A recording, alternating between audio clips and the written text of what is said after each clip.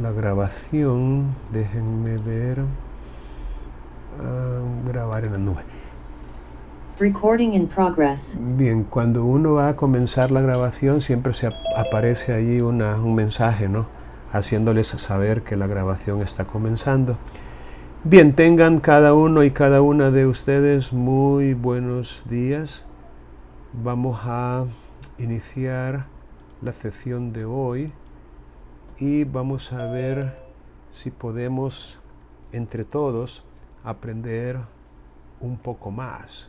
Esa sigue siendo siempre la idea, que en este proceso de aprendizaje ustedes puedan, digamos, mejorar cada vez más su conocimiento, tanto en el saber conocer, que es los aspectos teóricos, digámoslo así, los conceptos fundamentales que deben manejar, y también, ¿por qué no?, de ser necesario y posible, algunos aspectos eminentemente prácticos, aunque en asignaturas como esta pues probablemente no se dé mucho espacio para las habilidades y destrezas mecánicas o prácticas, pero de alguna manera cuando aprendemos a saber conocer, en cierto punto también estamos aprendiendo a saber hacer, es decir, poner en práctica lo que hemos aprendido. Bien, déjenme compartir con ustedes la pantalla. Ok, aquí podemos ver la pantalla. Estamos, vamos a ver, en la semana 9, si mal no recuerdo. Ok, y siempre estamos, digamos, enmarcados en aprender sobre aspectos, llamémosle básicos o elementales, y que sirven como punto de partida, en este caso para el derecho mercantil. Recuerden que necesitamos aprender tres conceptos fundamentales del derecho mercantil, que son, ¿por qué no decirlo?, el campo de aplicación de la normativa mercantil en nuestro país. Y esos aspectos fundamentales son el comerciante, el acto de comercio y las cosas mercantiles. Ahora, para poder, digamos, depurar un poco más este conocimiento, vamos a hacer ahorita una pequeña tarea que consiste en buscar algunas respuestas a preguntas específicas, preguntas puntuales, preguntas, digamos, directas, y vamos a distribuir entre todos ustedes algunas preguntas para que las puedan, digamos, buscar. Ahora, ¿dónde las van a buscar? Pues yo les recomiendo que lo hagan. Déjenme ver si puedo encontrar para compartir con ustedes. Vamos a ver dónde estoy. Déjenme checar. Hay un material, yo creo que ya se los he mencionado, de Roberto Lara Velado. Este material es uno que nosotros debemos estudiar. Vamos a ver si lo puedo poner a la vista de ustedes para que, vamos a quitar esto de aquí. Ok, aquí está este material, que es Introducción al Estudio del Derecho Mercantil, del profesor Roberto Lara Velado. Entonces yo he preparado, digámoslo así, una serie de preguntas abiertas que encuentran una respuesta, llamémosle puntual, en este material. Entonces, lo que vamos a hacer es que vamos a distribuirnos ahorita en salas más pequeñas, para que ustedes como pareja o probablemente como tríos puedan encontrar, digamos, la mayor cantidad posible de respuestas. Pero como son bastantes las respuestas, vamos a hacer una cosa. De momento solo las van a ubicar. Es decir, ustedes podrían adoptar la metodología que quieran, pero por ejemplo, este documento que espero que lo tengan, Introducción al estudio del derecho mercantil de Lara Velado, este documento, digamos que tiene páginas, pues la mayoría numeradas, ¿no? Por ejemplo, esta es la página número 4. Entonces, lo que ustedes pueden hacer es, digamos, leer la pregunta y buscar las respuestas. Y una vez que ustedes encuentren el lugar donde la respuesta está, que a la par de la pregunta, ustedes le pongan, por ejemplo, la respuesta está en la página 8. Si tuvieran una forma de subrayar o de indicar el lugar específico o de hacer alguna anotación, pues todavía mejor. Las preguntas están numeradas, lo que significa que ustedes perfectamente pueden escribir un número. Quiero ver si yo lo puedo hacer, pero no creo que pueda, pero vamos a ver.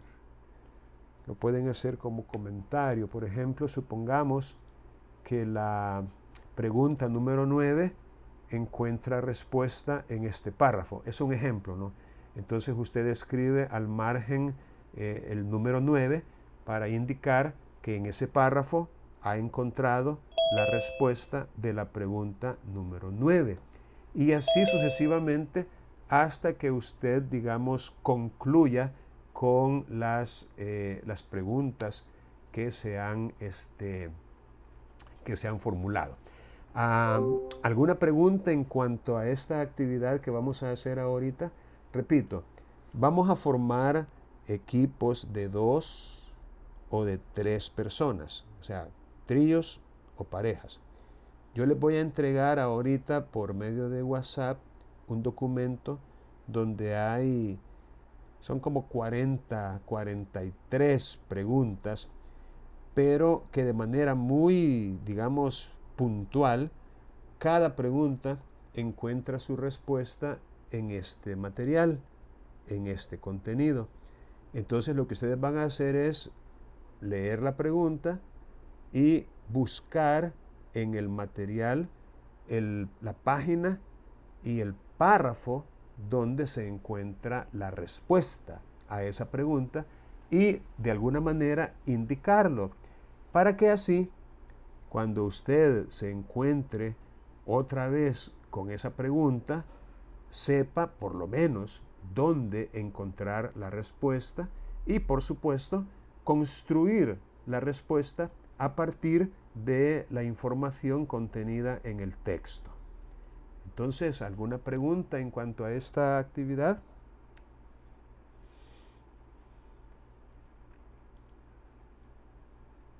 Vaya, entonces voy a compartir ahorita con ustedes. Vamos a ver, aquí estamos. Solo una pregunta, licenciado. Sí. ¿Y el tiempo para enviar las respuestas es hasta que se finaliza el bloque de clase? No, esta vez vamos a tomar, digamos, únicamente unos 30 minutos para que ustedes puedan trabajar con estas, digamos, esta ubicación dentro del material, dentro del libro, para ubicar dónde es que se encuentra digamos, la respuesta. Ustedes pueden identificar incluso en cada página los párrafos con un número.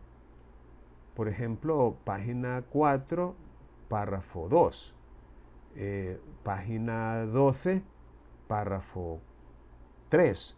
Es decir, los párrafos obviamente son párrafos numerados, ¿no? Que ustedes pueden perfectamente, vamos a ver si se los puedo mostrar.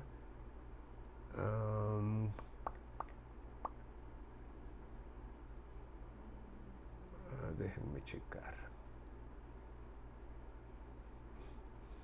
Bueno, ustedes van a poder ver ahí perfectamente los párrafos en cada una de las páginas y como les repito, la idea es que usted se familiarice con ese material a partir de estas preguntas que ahorita mismo yo acabo de enviar al grupo de WhatsApp.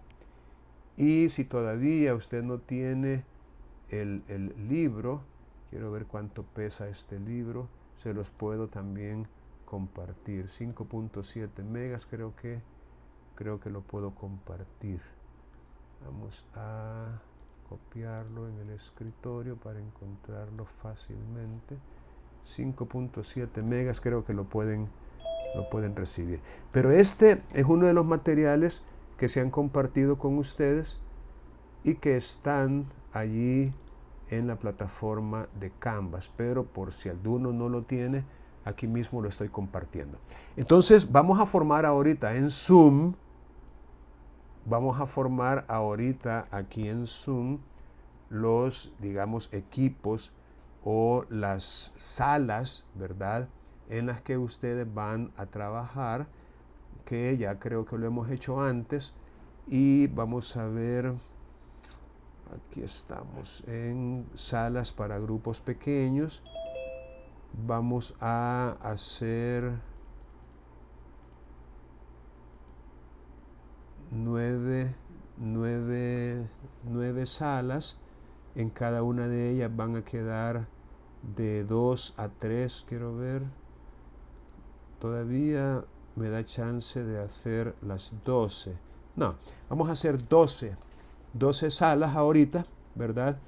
Y ustedes van a ser invitados a alguna de estas salas. Solo déjenme mover a alguien aquí para la sala 6, porque en la sala 6 aparezco yo como... Ok, entonces mire, estamos haciendo prácticamente parejas. Y nomás pedirle a alguien que se identifica de momento como usuario de Zoom, si pudiera tal vez cambiar la forma como se ve su nombre, ¿verdad?, para que se sepa quién es, ¿no? Porque solamente está ahorita como usuario de Zoom y creo que es mejor identificarse con su nombre y apellido. Entonces, quien está como usuario de Zoom y que va a ir a la sala 11, por favor, hágalo. Y como les repito, vamos a trabajar en esto durante 30 minutos, al cabo de los cuales vamos a volver, fíjense bien, vamos a volver porque así al azar, ¿verdad? Vamos a mencionar, digamos, algunas de las preguntas, especialmente aquellas en las que ustedes quizás han tenido algunas dudas de su respuesta, dónde está o qué es lo que significa la respuesta, para poder, digamos, depurar mejor esto. Entonces, repito, durante media hora van a trabajar ustedes en estas salas. Yo voy a estar, por supuesto, conectado y si necesitan algún tipo de ayuda, ustedes me invitan a la sala, yo llego a ella, o aunque no me inviten, yo tengo, digamos, esa posibilidad de entrar a la sala, ver qué es lo que están haciendo y salir, ¿no? Como cuando uno se acerca en los salones presenciales a ver lo que se está haciendo. Entonces, ¿alguna pregunta en relación con esta actividad? Vaya, entonces usted va a ir junto con un compañero. Ay, hombre, se acaba de salir alguien. Bueno, si usted por cualquier motivo aparece solo, pues trabaje solo, ¿no? Trabaje solo. Y luego pues llegará alguien a la sala para poder hacerlo colaborativamente. Pero si por alguna razón usted está solo, pues de momento comience solo y cuando se le agregue a alguien, entonces sigue trabajando con esa otra persona. Liv, Bueno, perdón que lo dígame. No interrumpa. tenga pena, dígame. Buenos días. Buenos días. Fíjese que yo no podría hacer esa actividad porque voy manejando. Bueno, allí yo pues no tengo, digamos, mucho que decir porque se supone, ¿no? que es hora de clases y que debería Sí, estar entiendo. dispuesto. Pero ni modo, ahí no hay nada que yo pueda hacer. En 30 minutos vamos a volver a la sala principal para poder hacer algunos comentarios de retroalimentación porque no, digamos, las clases no son una como estación de radio, ¿no? sino que son ambientes de aprendizaje. Y a veces necesitamos interactuar como lo vamos a hacer en este momento. Bien, vamos a abrir entonces las salas. Ustedes van a ser invitados a entrar a una de ellas y pueden comenzar a trabajar. Espero que ya hayan descargado tanto el cuestionario como el libro, ¿verdad? Para que puedan encontrar las respuestas a estas preguntas. Ahorita mismo me dispongo a abrir las salas.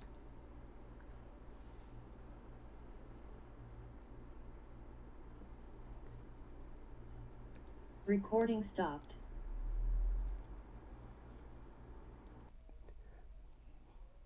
Bien, ahora que hemos retornado, me gustaría saber si alguno o alguna de ustedes tiene alguna pregunta en relación con alguna de las, digamos, de las preguntas que pudo haber visualizado.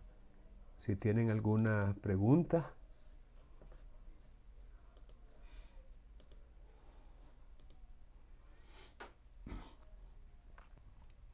¿Cuántas Yo completaron? tengo una, licenciado. Ajá, dígame, le escucho.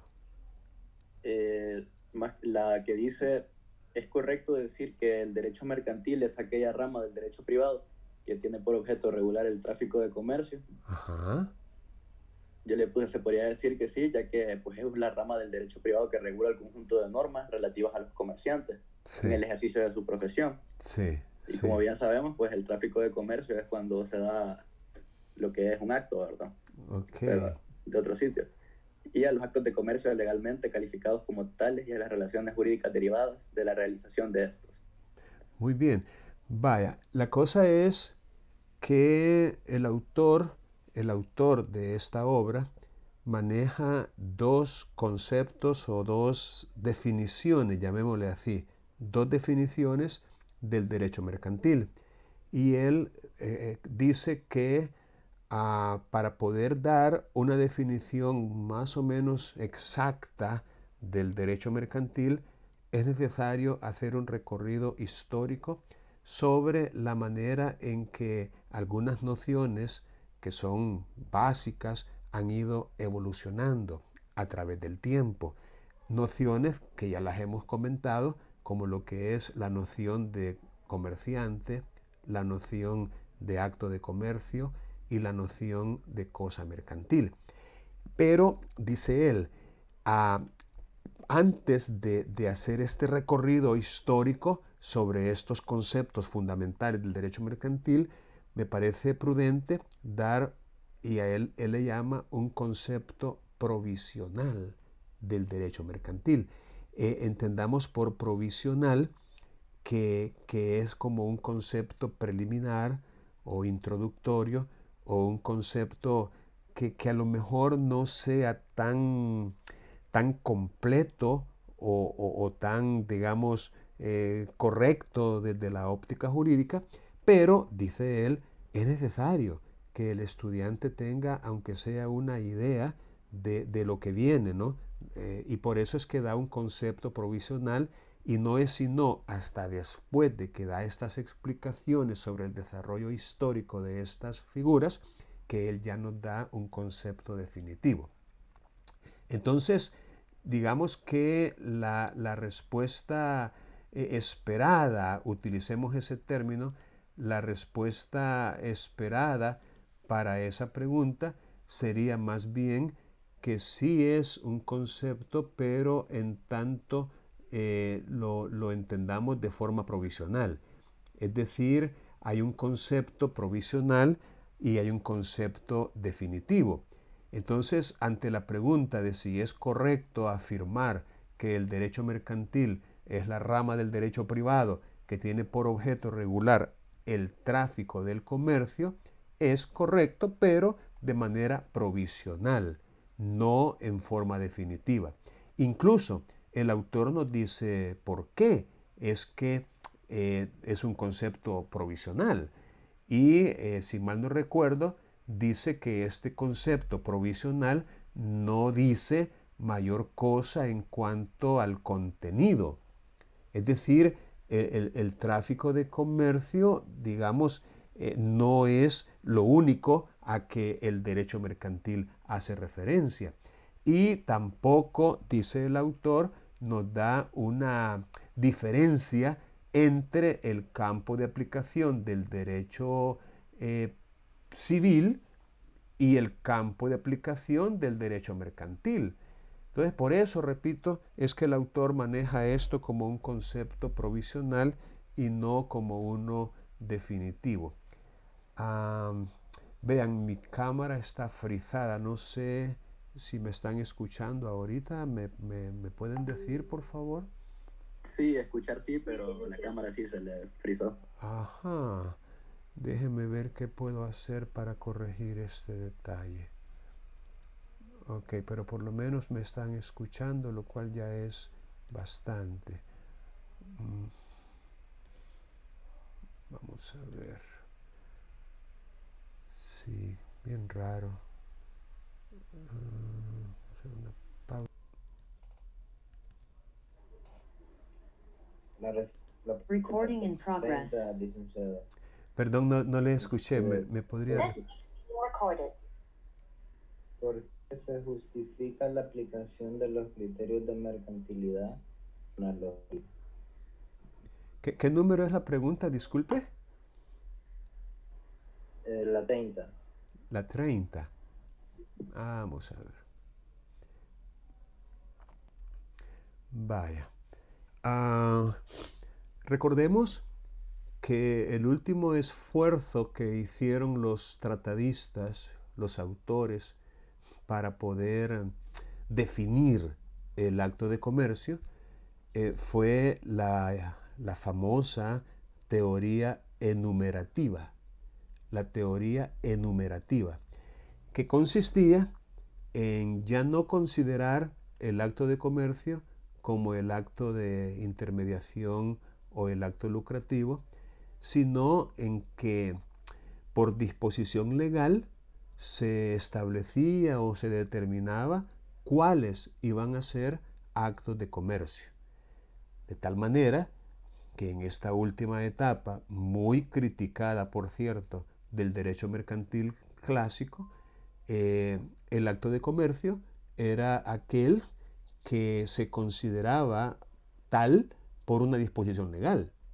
Es decir, había digamos, un artículo en el código, una disposición legal que decía que los actos de comercio son, y entonces comenzaba a enumerarlos uno por uno.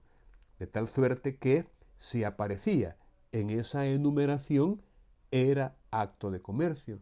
Y si no aparecía, pues simplemente no era acto de comercio.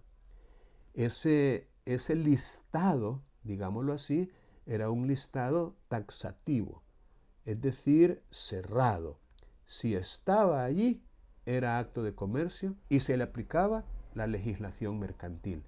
Si no estaba allí, entonces era un acto civil y se le aplicaba la legislación civil. Era obviamente un esfuerzo, pues hasta cierto punto poco feliz, para poder determinar qué vamos a entender por acto de comercio. Ahora, la teoría moderna, de alguna manera, deja a un lado esas formas de definir lo que vamos a entender por acto de comercio y nos da ahora una respuesta un poco más general, no específica como la teoría numerativa, que especificaba cuáles iban a ser los actos de comercio, sino que de modo general indica que vamos a entender por acto de comercio los actos en masa realizados por empresa y los actos que recaigan sobre cosas, llamémosle mercantiles, ya sea típicamente mercantiles o accidentalmente mercantiles, pero al mismo tiempo acepta o admite que también van a ser actos de comercio, y aquí viene la palabra clave, los que sean análogos a los anteriores.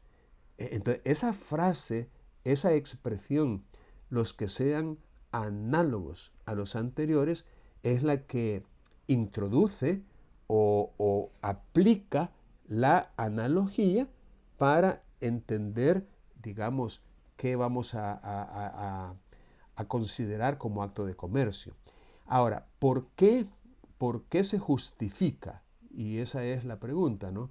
¿Por qué se justifica? El autor explica que se justifica dada la enorme movilidad del comercio contemporáneo, que supera cualquier intento de adecuación legislativa. En otras palabras, el criterio analógico es beneficioso porque se asimilan situaciones nuevas que no aparecen reguladas por el derecho positivo y se aplica, por ende, a los casos que resulten análogos. Para mientras, pues la legislación se actualiza y se regulan esas nuevas situaciones que se pueden presentar. En otras palabras, la analogía es que si encontramos una situación nueva y como tal no está, digamos, regulada o no hay antecedentes o precedentes, no tenemos, digamos, experiencia en cómo solucionar el problema que resulte de una situación totalmente nueva, entonces no nos vamos a quedar sin respuesta. Que eso es lo grave, no dar una respuesta judicial, digámoslo así, a un caso controversial que requiere la aplicación del derecho. O sea, ningún juez válidamente puede decirle a los usuarios del sistema de administración de justicia, no te puedo ayudar, no te puedo resolver. Eso no cabe, pues un juez siempre tiene que dar respuesta legal y justa a los planteamientos que las partes hacen de sus pretensiones. Entonces, con eso en mente, la analogía es prácticamente aceptada o admitida en el derecho mercantil. ¿Por qué? ¿O cómo se justifica? Otra vez, por la enorme movilidad, por ese dinamismo que acompaña las relaciones mercantiles, que de repente se presentan situaciones no consideradas de antemano, no previstas, es decir, nuevas que necesitan una solución. ¿De qué solución le vamos a dar? La de aquellos casos que se le parezcan, es decir, la de aquellas situaciones análogas que encuentran ya alguna regulación. Entonces, la analogía es la que nos va a permitir asimilar situaciones no comprendidas todavía con las que ya lo están, mientras pues la legislación, digamos, las regula. Bien, ¿alguna otra pregunta que deseen formular o alguna aclaración que quieran? La pregunta número 40. Ajá. Ajá. ¿Qué duda específica le queda o no comprende la pregunta? No, es que no la encontré, que dice qué rol desempeña la costumbre dentro del derecho mercantil. Ah, ok. Vaya. Recordemos que la costumbre es, digamos, aquella conducta reiterada que las personas realizan, pero que lo hacen con la conciencia, con la creencia sincera y genuina, con la convicción, si le podemos llamar así, de que aquella conducta es obligatoria. Es decir, la costumbre tiene dos componentes. Un componente material, que es precisamente la acción que repetidamente se realiza, pero también ese componente psicológico o espiritual o incorpóreo, ¿no? Que es esa creencia de que esa conducta resulta obligatoria. Ahora, en el ámbito del derecho civil, no en el mercantil, sino que en el derecho civil, la costumbre constituye derecho siempre y cuando el legislador se remita expresamente a ella. En otras palabras, para que un juez, al resolver en el ámbito civil, pueda aplicar la costumbre como fuente de su decisión, como fuente del derecho a aplicar, necesita que haya una disposición legal que diga que puede aplicar la costumbre para resolver ese caso civil. Pero en lo mercantil la cosa cambia. Es decir, ya no es como en lo civil, en donde, por así decirlo, la costumbre no es una fuente directa de derecho, pues lo es siempre y cuando la ley se remita a ella. Entonces no es una fuente directa, sino más bien indirecta, porque requiere que una ley se remita a ella para que se pueda aplicar. Obviamente, al momento de legislar, el legislador la toma en cuenta, la costumbre, pero para legislar o incluso para decidir que en un caso concreto un juez puede utilizarla, la costumbre, como fuente del derecho, pero en materia mercantil la costumbre por disposición expresa constituye fuente del derecho, fuente directa. La única condición, digámoslo así, es que no contradiga o no se oponga o no sea contradictoria, pues, con la ley escrita.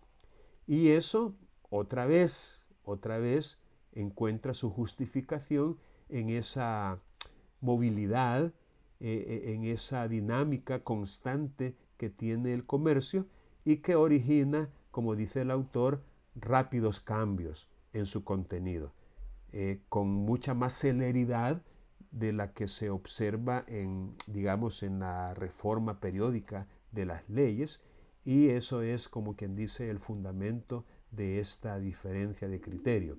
Es decir, ojo, tomen nota, ¿qué diferencia hay entre la costumbre en el ámbito civil y la costumbre en el ámbito mercantil como fuente del derecho?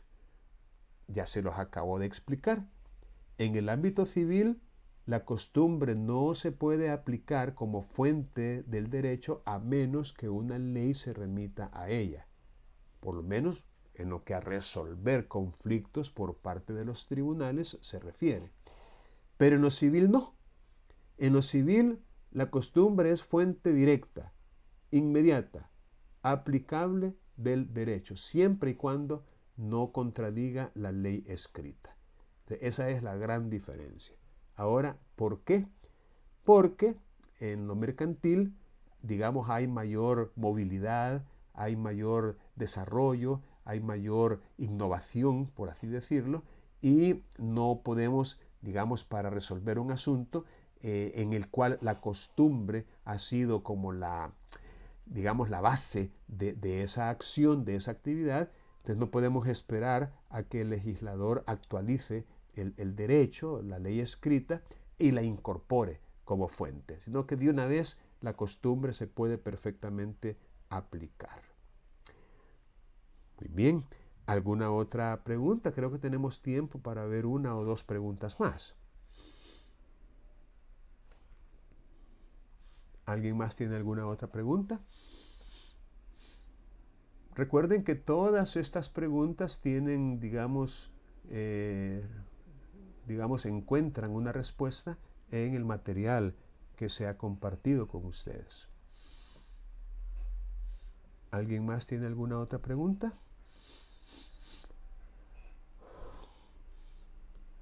Bueno, entonces vamos a hacer lo que hemos hecho en otras ocasiones. Bueno, ahorita, piense ahorita en alguna de las preguntas que no se han comentado, en alguna de ellas.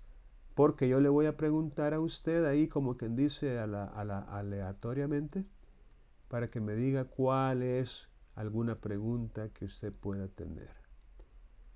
Un minuto. Licenciado, Dígame. puede hacer una pregunta, aunque no sea de este material, sino por que su- de este laboratorio que hicimos. Por supuesto, claro que sí. La verdad la pregunta no la recuerdo exactamente cómo era, pero era sobre esto del derecho mercantil dentro del derecho privado. Si el Estado interviene en el derecho mercantil, pasa a ser derecho público o siempre se queda como derecho privado. La verdad, como le digo, la pregunta no la recuerdo exactamente cómo era, pero por esos lados iba. Muy bien, muy bien. Vea, como el derecho mercantil se separó, digámoslo así, del derecho civil, ¿verdad? ¿Y por qué se separó? Bueno, obviamente porque llegó un momento en el cual era como necesario que contara con sus propias normas, sus propios procedimientos, como quien dice su propio, voy a usar una palabra que tal vez ya la han escuchado antes, tal vez no, fuero como algún tipo de privilegio. Recuerden que cuando nació el derecho mercantil lo hizo como un derecho para ciertas personas solamente, es decir, para los comerciantes, para aquellos que incluso en ciertos momentos históricos llegaron a formar una clase social separada y distinta de los demás, es decir, el gremio de los comerciantes. Incluso se consideraban como, qué sé yo, como una profesión. De hecho, todavía, pues muchos podríamos pensar que el ser comerciante es una profesión. Les invito a leer los comentarios que el autor hace al respecto para poder entender que en realidad ejercer el comercio no tiene o no necesita las virtudes, las características, los talentos, los atributos de un profesional. Es decir, no es una profesión el comercio y por ende el comerciante no es un profesional porque no estudia o no pasa, digamos, por un conocimiento, llamémosle, elevado, que le acredite. No. Se puede ser comerciante y de hecho se es sin tener, digamos, esas herramientas propias de un profesional. De tal manera que actualmente el concepto de comerciante no tiene nada que ver con el ejercicio de una profesión, ni siquiera habitualmente.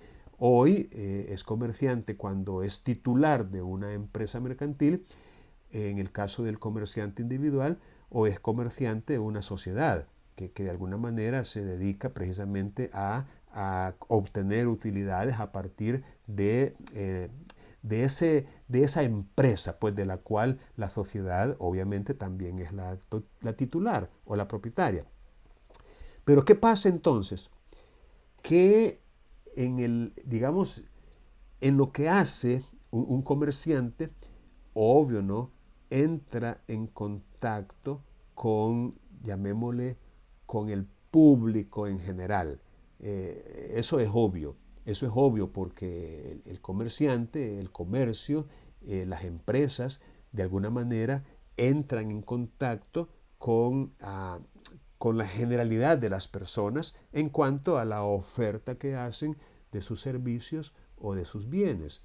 Entonces, hay también, y aparece en el material, algunas, digamos, algunas cosas que en el derecho mercantil han sido, ¿por qué no?, modificadas. Y modificadas en el sentido de simplificarlas.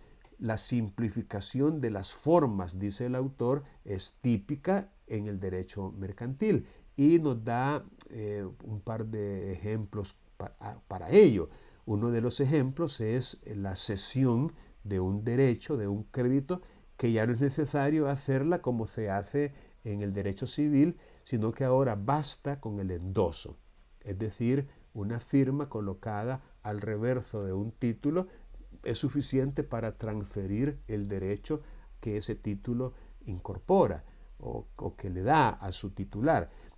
Otro ejemplo es el contrato de adhesión, que es un contrato distinto al contrato de libre discusión civil, en el cual, en el de adhesión, la persona simplemente va y se adhiere, contrata o no contrata.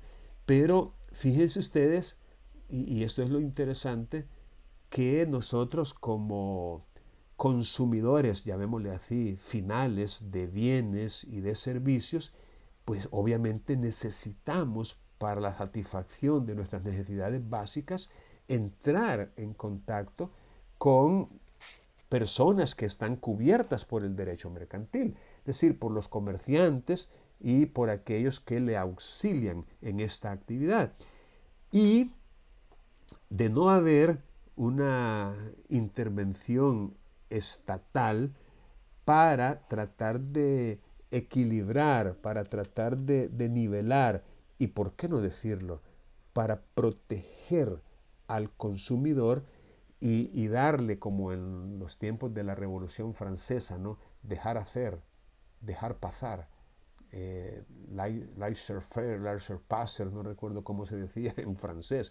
Es decir, una actitud de hagan lo que quieran, ¿no?, mientras no se destruyan a ustedes mismos físicamente. Entonces, no, el Estado ha considerado necesario, conveniente, útil, y yo creo que está bien, regular.